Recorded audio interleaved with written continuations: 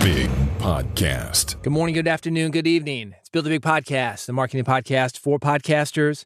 If you are here, here's what I hope that you're looking for, because this is what you're going to get. How to get more people to your podcast, how to make people care about your message, how to make money with your podcast, how to make a podcast people care about. No longer will you have to get together with your family and have somebody say, "Are you still doing that thing on the internet that you're talking to a microphone?"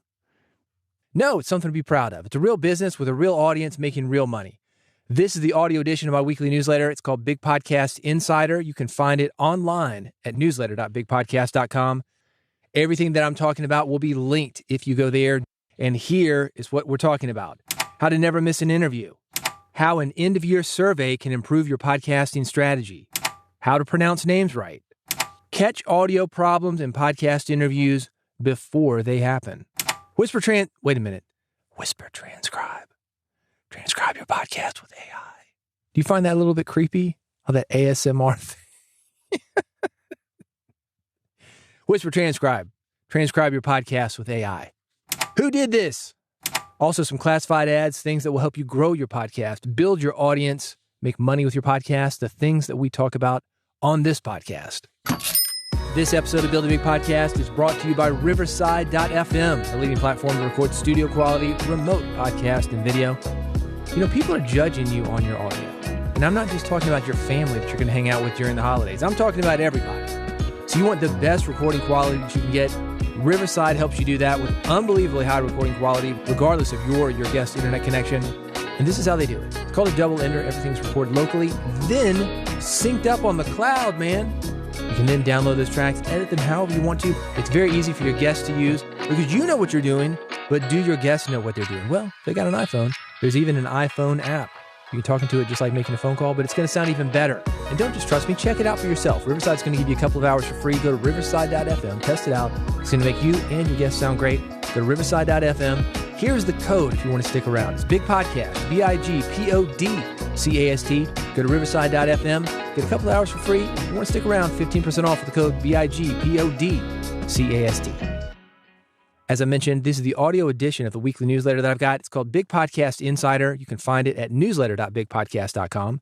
Every week, I send out a few things that I need to know about. I come back here and on the audio edition, talk about them a little bit more. And as I go from thing to thing to thing, you're going to hear this sound. That's how you know that I'm switching things. And that's how you know if you need more information, you can go to newsletter.bigpodcast.com. You ready? Here we go. How to never miss an interview. I have done hundreds of interviews over the years, many of them remote and across time zones. Have you ever been on a cruise ship? A cruise ship, much like this podcast, goes from thing to thing to thing. And when you stop at a destination, regardless of where in the world you are, you work from the ship's time zone. That makes sure everybody's on the same page, gets them back on board before the ship leaves port. Because if you're not on board, man, that ship's leaving. They're not waiting for everybody. You ever seen that happen? I have. Speedboat comes up on the side of this big cruise ship. They're dropping some guy off. They've got services like that. So if you miss your ship, maybe you got a second chance, but maybe not. Kind of like your interviews. I do something similar. Regardless of where in the world my guest is, I work from Eastern time. And I'm not even on Eastern time. People say, oh yeah, of course you do. You're on Eastern time. No, I'm not. I'm on Central. But Eastern time, sometimes I say New York City time. People know how to calculate based on that. When you get into Central, Mountain, Arizona, they don't switch. They got their own time zone. When you get into India Standard Time, do you know India Standard Time? It's not +5, +6. It's +5.5, +6.5. There's an extra half hour. That makes it especially confusing to people. But even people in the United States, it's like they've never left where they are. They don't understand how to calculate time zones. So make it as easy as possible on people. You don't just have to say 1 p.m. Eastern. You could say, we're going to do 1 p.m. Eastern. Where in the world are you? You could do the calculation for them. Well, I'm in Pacific time. I'm in Los Angeles. All right. Back it up 3 hours. That's 10 a.m. for you. Well, I'm in Nashville. Okay, that's noon for you. You can help them with that. But everybody works from Eastern time. So when you go to your calendar and you've got everything written down, you don't have to think, oh, wait a minute, was that his time zone or my time zone? You know that it's going to be Eastern time. That way, when you send out the invites, when you mention it in the emails that you send, the text messages that you send out, you know which time zone you are working from. If you really want to make it easy on yourself, in addition to working from Eastern Time, get an automated booking platform. I've got one linked. It's at newsletter.bigpodcast.com. It's called TidyCal. $30, man. Not fancy. It's going to get the job done, though. It's going to make sure that you're on the same page with the guest. The guest knows when to show up. You know when to show up. Because it's like that ship. Maybe you're going to get back on board, but maybe not. Even if the thing gets delayed 30 minutes, an hour, let's be honest, man. It takes energy to get a good interview out of people. You've got to show up in a certain way. Your guest has to show up in a certain way. And again, after doing hundreds of interviews, I know this firsthand. If a guest comes in, let's say you're meeting in person, the guest has had to fight traffic, the guest is running a little bit late, people are flustered, man. You don't want to bring that kind of energy into your interview. Not only does a person have to show up with the correct energy, if you're doing a remote interview, you got to go through the tech stuff. People get weird, man.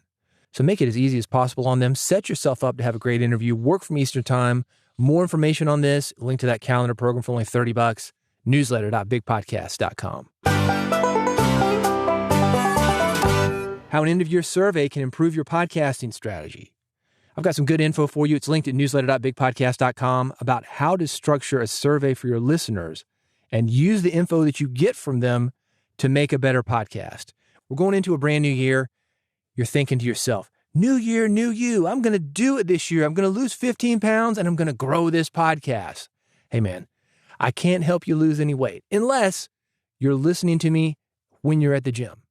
Are you doing that? You can do it. Bigpodcast.com/subscribe to make that happen. But as far as growing your podcast, I can help you.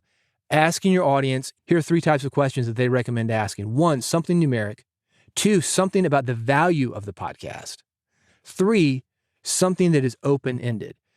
Let's talk about them. I rarely recommend using numeric questions. And numeric questions are, on a scale of 1 to 10, how likely would you be to recommend this podcast? Or on a scale of 1 to 5, how much do you like this podcast? It's not really helpful by itself, but what it's going to allow you to do when you lead with a question like that, it's going to let you segment who really likes the podcast, who's sort of in the middle, and who doesn't like the podcast. Now, keep in mind that somebody's going to do a voluntary survey, especially somebody who would follow up with you. They are self-selecting. They probably like your podcast. And that's okay. They're still going to think of ways that you can make it better. But are they giving you the full picture? I don't know. Don't let that keep you from asking. Here's the follow-up once you ask that numeric question. Why did you choose this rating? That's going to give you the information that you can actually use to make your podcast better. Numbers, 4, 5, 6, 10. That's not helpful. Oh, I'm doing great. 10 out of 10. It's an ego stroke, man. It's for you to make your podcast better. Here's some other questions you can ask, which will help you to create better episodes. What does this podcast do for you? Why do you make time to listen to this podcast? Why is this podcast valuable for you? Those 3 questions, they're arguably the same questions said in different ways, but you know this from your interviewing. Sometimes when you ask a question in a different way, people start thinking about what you're saying in a different way. They're going to give you different answers because of that. And we're not looking for 3 specific answers here. What you're trying to do is get to the base questions of this. Why are people listening now? What they like about what you're doing? And what is going to get them to continue to listen, tell their friends about your podcast, spend money with you. If you know why a podcast is valuable to a few people, it's probably going to be valuable for the same reason to other people. Maybe that's something to put into your marketing. And sometimes that stuff is secret. Sometimes you think that somebody's listening because of X, but it's really Y, or maybe even Z. There are multiple reasons why people could listen to a podcast. You think they're there for one thing, they're there for a completely different thing. I've talked about Big Podcast AMP, audio monetization program. When this thing started, and I've been doing it not under the name Big Podcast AMP. It was originally called Big Podcast Blueprint. I thought people are going to get into this because they want the how. They want to know what to do to build a bigger podcast. They want to know how to grow the audience, have better content, be a better host. They're here for the how. And what I found is that it's not the how. The how's part of it. But what people really like is the connection. They like to know that they're not alone, that there are other podcasters working as hard as they are. As a podcaster, you may have experienced this yourself. You're working hard. It seems like the people on Facebook, these other online forums, they're kind of hobbyists. It's worth it to you to hang out with other podcasters that are working as hard as you are. That wasn't the main sales pitch of the program at first. It was the how. Secondary thing that I learned from talking to people. You might have something similar with your podcast. By the way, if you're interested in Big Podcast AMP, audio monetization program, bigpodcast.com/AMP. Let's review those 3 questions again. What does this podcast do for you? Why do you make the time to listen to this podcast? And why is this podcast valuable for you? You can do this via email, via an online form. If you want to go even deeper, something I suggest that you do is set up a few phone calls with listeners and talk to them individually. This is unbelievably valuable. Every time I start a new book project, I get on the phone with people. I've got the new book that I'm finishing up now. It's a launch plan, how to launch your podcast. Make sure you come out of the gate swinging. Talk to a lot of people about that. What is it that you're running into when you launch a podcast? What questions do you have? What problems are you having? What things did you think you knew how to do, but you really didn't know how to do? You don't have to talk a lot, just listen. They're going to let you know. You want more information about this end-of-year strategy? I've got it. It's linked at newsletter.bigpodcast.com. How to pronounce names right. Pronunciation can establish or undermine your credibility as a host. I've got tips from global correspondents that will help you get unfamiliar names correct. Personally, verifying names is something that I do with everybody the moment we start recording, not just for people with uncommon names. Not only is this a sign of respect, it will also keep you from looking like an idiot.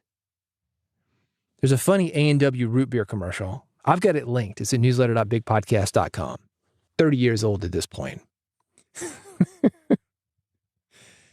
A guy goes in for an interview and he says, "Hello, Mr. Dumbass. I'm pure dumbass material. I'd love to work for Dumbass and Dumbass. I'm all dumbass." And he's going on and on and on. And then the guy looks at him and he says, "It's Dumas." So if you ever hear somebody saying that, it's Dumas, that is a reference from an old A&W commercial. And that kind of stuff happens. I had an Irish singer that I was doing an episode with. Her name was Maureen O'Connell.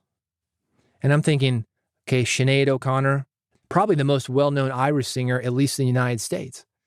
O'Connor or O'Connell. Again, her name's Maureen O'Connell. And I said, "All right, David Hooper, Music Business Radio. We're back with Maureen O'Connor." And there's a funny clip of me online. It's a video. We're in the studio. And my engineer's like, "Oh, you did it again." You got to be careful. And it's little things like that. It could be a non-American name. It could be an American name.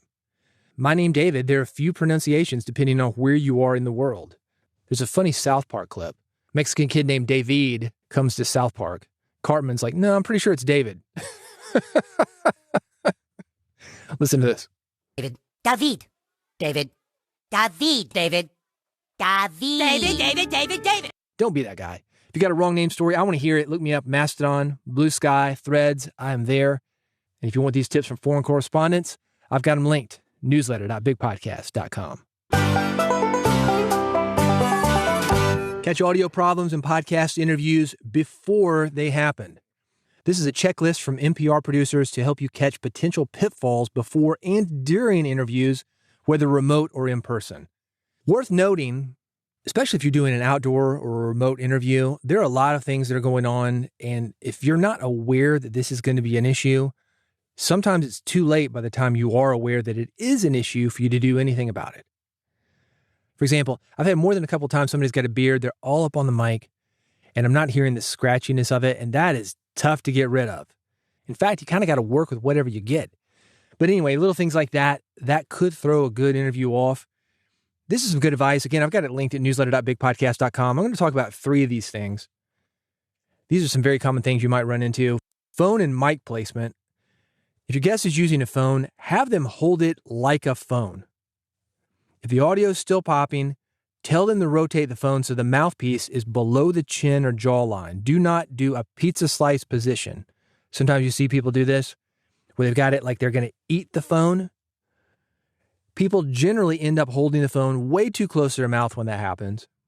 They're seeing you on a professional mic, or they've seen people use professional mics. That's a different thing. So you've got to watch out for that. Maybe you've got an engineer on the line, somebody who's listening for this stuff while you're conducting the interview. Maybe not, though. And again, sometimes when you're in an interview, especially if you're doing something from a remote location, you're not always paying attention to the engineering stuff because you're worried about the interview stuff. Do be aware of these things. It's good to monitor yourself as you're doing these interviews.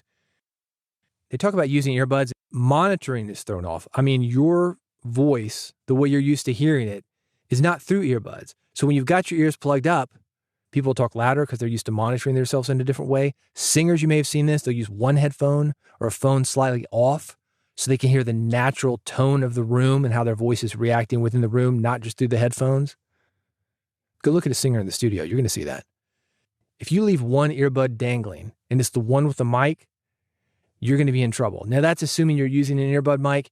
That's not something I would recommend, but you got to do what you got to do sometimes. Sometimes that's the only way for you to get an interview. You've got to work with what you've got. But when you do work with what you've got, you want to be aware of these things. Also, that mic hanging down on like a fuzzy jacket, a jangly jacket's got a lot of metal, you got a lot of jewelry, that can be a problem. These are all things that you're not even going to think of because you don't hear them in normal interaction, or you think they are normal in interaction, just like we don't hear breathing in normal interaction, but we're going to hear it in recordings. This is why you want this list. Also, room tone. After the interview, pause and have a moment of silence as you continue recording. Get a minute or two of room tone. That way you can remove the room tone from the final recording if needed. Maybe you're doing something in the kitchen, for example. Kitchens are notorious for having a motor within the refrigerator that comes through on the tape. You're not going to hear it, but the microphone that's going to the tape is hearing it, and you're going to hear it when you get back into the studio and review the tape. If you've got room tone, just the room tone, that's going to be an easier way for you to remove that refrigerator from your tape. But it's not just the refrigerator. It could be anything. All rooms have sounds. We just don't notice them. But you'll notice them, for example, let's say you're looking to buy a house. You go into a house, there's no furniture. You can hear that room tone, that echo and reverberation within the room. Maybe you go into a theater and it's a dead room. They've got these huge curtains used to absorb the sound. It's like, man, it's dead in here. That's room tone, and all rooms have it. Not just theaters, not just empty houses.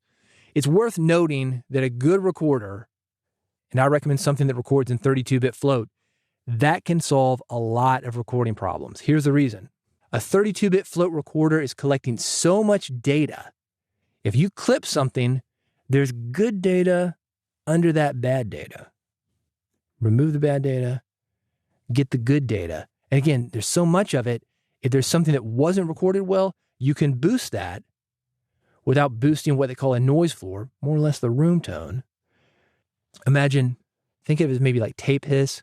If you want to go way back in the day, analog recording, 8-tracks, cassettes, vinyl records even. Sometimes you hear that hiss. And if you have the good signal that you're trying to boost with that hiss is going to be boosted too. Not so much with 32-bit float. NPR is great for going out on the road, getting a lot of remote recordings. I've got all the lessons linked at newsletter.bigpodcast.com. Whisper Transcribe. Whisper Transcribe. Transcribe your podcast with AI. This is a tool for you to transcribe audio and convert podcasts into written content. OpenAI, you've heard of them. ChatGPT, you know OpenAI. Whisper is OpenAI's state-of-the-art transcription technology. It's very powerful. It's very accurate. If you are in need of transcripts, this is a good option. And if you think transcripts aren't important for podcasters, I've got a video for you. It is linked at newsletter.bigpodcast.com. Ironically, they're actually talking about SiriusXM, which is in a lawsuit over transcripts. And I'm not trying to scare you on that. I don't think that's going to be an issue for you. But the way that this video is done, it's in American Sign Language. And you go there, and if you don't know American Sign Language, you're like, what? What is it? You know because of the transcripts. That is the reason that transcripts are important. It's going to bring more people into the conversation. And if you're looking at growing your podcast, if you're looking at taking advantage of search engines, if you're looking at taking advantage of all the people who are looking for all the things that you talk about, this is a good option for you to do. It's automated. It's super easy. It's inexpensive. It's called Whisper Transcribe. It's got nothing to do with whispering. Just the name of OpenAI's state-of-the-art transcription technology. And I've got it linked at newsletter.bigpodcast.com. Who did this? Black Friday and Cyber Monday, they're over this year, but the bills are coming in. How'd you make it this year? Did you spend a lot of money? Every podcaster's been there. We think adding one more thing is going to change everything for us. We're going to get more listeners, more attention. People are going to care about what we're doing if we just have this one thing. And sometimes new things help. But from my experience working with hundreds of broadcasters and podcasters, I can tell you firsthand that equipment itself does not make a huge difference when it comes to your success. I've talked about doing hundreds of interviews. A lot of the remote interviews that I've done are people working with very basic mics. A lot of the on-location interviews that I've done, say I'm at a trade show or something, you know the mic we use? SM58. It's a $99 microphone by Shure. It is the most popular microphone in the world. And the reason it's the most popular microphone in the world is because it is pretty close to being indestructible, it is reliable, and it has great noise rejection. So if you're on a trade show floor, a noisy environment, SM58, $99 is going to get you there. It's not fancy, but it sounds great. So you do not need expensive stuff to do a great podcast. But is it nice to have a nice mic? Yeah, man. This mic that I'm using, RE20, maybe $450, $500. I don't know what it is. But even the adapter to hang it on the stand, that's over $100. So it isn't cheap. Does it make a big difference? No. No, you might hear the difference because your ear is going to be more attuned to that kind of thing. And by all means, look, if it makes you feel more confident, go for it. Do it. But don't think you need it. Anyway, I got a funny joke about this. It's at newsletter.bigpodcast.com. What's something that you purchased for your podcast that didn't make a bit of difference? That is my question to you. I want to know. Reach out to me via Mastodon, Blue Sky, or Threads. You'll find those links, newsletter.bigpodcast.com. Classified ads, things that I think will help you to grow your podcast audience, get more people to your podcast, make people care about your podcast, make more money with your podcast. Swell AI automates writing podcast summaries, articles, social posts, and more. You can manage multiple shows in one dashboard, build custom templates for each show to make the process even easier and quicker. It even connects to your Google Drive, Dropbox, and Zoom accounts. You can get started for free. It's called Swell AI. I've got that free account linked for you at newsletter.bigpodcast.com. AudioPen, the easiest way to convert messy thoughts into clear text, including podcast outlines. You just hit record and start rambling. I love it. I want to talk about this. Oops, forgot to put this in at the very beginning. Dictate it into AudioPen via your phone. It spits out a podcast outline for you. It is very convenient. It's called AudioPen. You can try it for free. It's linked at newsletter.bigpodcast.com. When you are ready, here's how I can help you even more. If you like this newsletter, you're going to love Big Podcast AMP Audio Monetization Program. I talked about it earlier.